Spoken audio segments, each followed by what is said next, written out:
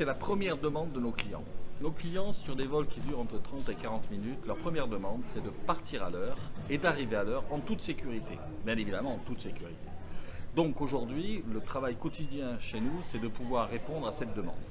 Alors on s'y emploie comment? On s'y emploie en ayant des réunions quasi quotidiennes sur les retards précédents, les retards de la veille, pour analyser le pourquoi du comment, quelle cause est le retard, si c'est une cause interne à la compagnie, si c'est une cause externe.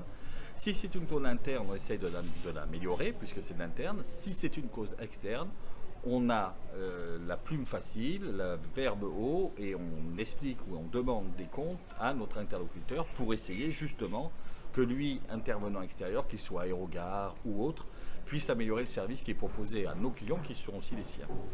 Si vous voulez, la Terre va jouer un rôle important puisqu'on va avoir une quatrième machine, c'est une quatrième machine, et que notre programme d'exploitation n'est pas fait sur 4 machines plein heure de vol.